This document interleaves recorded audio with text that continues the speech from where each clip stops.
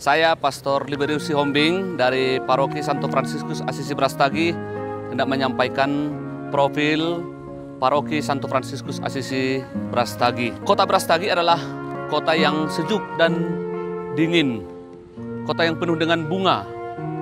Di kota ini ada berdiri satu gereja yang begitu megah dengan gaya arsitektur Karo dan juga ornamen-ornamen mengambil dari motif rumah adat Karo. Pastor Leo Josten mendirikan gereja ini dan Uskup Pius Datubara meresmikannya tanggal 20 Februari 2005. Disitulah gereja ini diresmikan, sekaligus juga pada saat itulah Paroki Santo Fransiskus Assisi Brastagi disahkan menjadi paroki yang baru terpisah dari Paroki Kabanjahe. Ketika pengumuman menjadi paroki, ada 20 stasi yang masuk ke wilayah paroki ini. Sejak 2005 menjadi paroki yang baru, Paroki Santo Fransiskus Assisi Brastagi ini sudah memiliki 5 orang sebagai pastor paroki. Yang pertama yakni Pastor Leo Josten, kemudian Pastor Maximilianus Yesuari Dola, yang ketiga Pastor Ignatius Simbolon, keempat Pastor Moses Situmorang, dan yang kelima Pastor Liberius Sihombing. Selain dari kelima pastor paroki ini, ada juga pastor-pastor rekan, misalnya Pastor Stefanus Sitohang, Pastor Adrianus Sembiring, Pastor Sirus Simalango, Pastor Evan Pardede, Pastor Ferdinand Lister Tamba, Pastor Karolus Sembiring, lalu sekarang Pastor Menrat Rumapea. Pada awal pendiriannya menjadi paroki, Santo Fransiskus Assisi Brastagi ini memiliki 20 stasi, yakni Brastagi, Raya, Guru Singa, Merdeka, Sadaprari Kurbakti, Aji Julu, Aji Buhara, Sampun, Kubu Colia, Sukajulu Tiga Jumpa, Barus Jahe, Serdang, Juma Padang, Paribun, Rumahri, Tanjung Barus, Basam, Dolukuta, Semangat Gunung, dan Siberteng. Lalu 5 tahun berikut, tahun 2010, ada 2 stasi yang baru, yakni Barus Julu dan juga Dolu Pasar yang dekat pabrik Aqua. Di Paroki Brastagi ada 3 lembaga hidup bakti yang berkarya. Pertama itu Kongregasi Suster Santa Elizabeth Medan yang telah hadir 1934. Dan yang kedua Ordo Kapusin yang ada di komunitas Rumah Doa Jaranguda yang disebut sebagai Sapo Malem. Kapusin telah hadir di sana sejak tahun 2003. Lalu yang ketiga, Januari 2019, Suster SFD membuka pelayanan baru di daerah Desa Raya untuk wisma lansia dan juga klinik kesehatan untuk umum. Paroki Brastagi memiliki 3 pelayanan utama, reksa pastoral parokial, segala pelayanan sakramen, sakramentalia. Yang kedua, TK, yakni TK Santa Maria, yang sudah berdiri sejak tahun 1979 ketika masih Paroki Kabanjahe.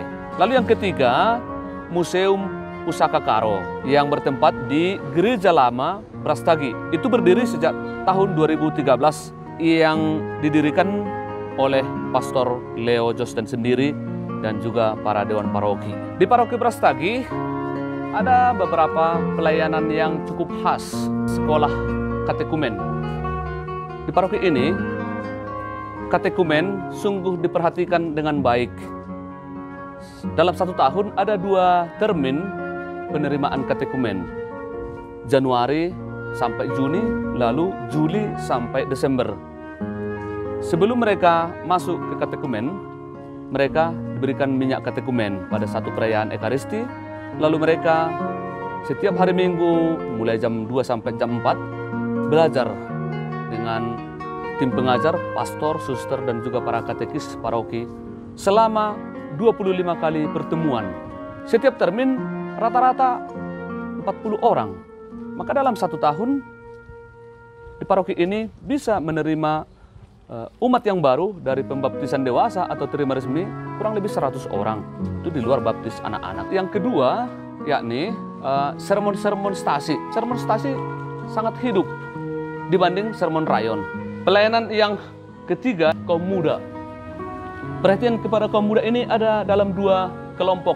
Satu misalnya untuk kelompok mesdinar. Di paroki ini ada 16 stasi yang sudah memiliki mesdinar. Dan ini tentu membutuhkan perhatian untuk pengajaran, pembinaan, untuk membuat mereka semakin mencintai kekatolikan. Kemudian perhatian yang kedua untuk OMK umum, yakni membuat perayaan Ekaristi OMK sekali sebulan. Maka seluruh OMK yang ada di paroki ini datang ke satu stasi tertentu, dan bulan berikut stasi berikutnya secara bergiliran. Perhatian kepada orang-orang sakit. Di Brastagi, setiap hari Senin, pastor atau frater yang ada di paroki selalu mengunjungi orang sakit lewat pelayanan viatikum. Tentu masih sebatas wilayah Brastagi. Lalu Pastor Leo yang ada di Brastagi juga membuat 2 hari dalam 1 minggu, Selasa dan Rabu, mengunjungi rumah-rumah sakit yang ada di Kabanjahe dan wilayah Brastagi untuk sekedar berkunjung mendoakan orang-orang sakit di rumah sakit. Kunjungan keluarga juga menjadi satu prioritas dalam tugas pelayanan di paroki ini. Lalu yang berikut juga adalah pelayanan untuk orang yang sudah meninggal, yakni Misa 2 November. Setiap 2 November di paroki ini juga dilaksanakan Misa bersama umat dengan keluarga membawa foto-foto keluarga sudah meninggal, yang diawali pada pagi hari juga dengan pemberkatan makam-makam umat Katolik, baik di pemakaman umum maupun juga di pemakaman keluarga. Pelayanan yang terakhir yakni bagian deposi-deposi dan juga pelayanan sosial. Kami mencoba untuk menawarkan cara-cara deposi pada Santo Fransiskus lewat misa-misa vigilia sebelum pesta pelindung, lalu deposi kepada Bunda Maria, lalu juga deposi sakramen Maha Kudus dengan adorasi pada saat-saat tertentu atau pesta-pesta tertentu. Dan juga novena 9 hari sebelum Natal, novena sebelum pesta Fransiskus, supaya umat semakin mengenal kekayaan gereja.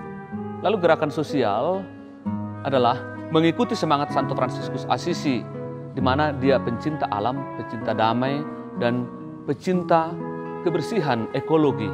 Maka di paroki ini selalu dibudayakan tentang membuang sampah pada tempatnya dan menghindari untuk pemborosan-pemborosan, baik itu energi alam, baik itu air, listrik, tidak perlu dibuang.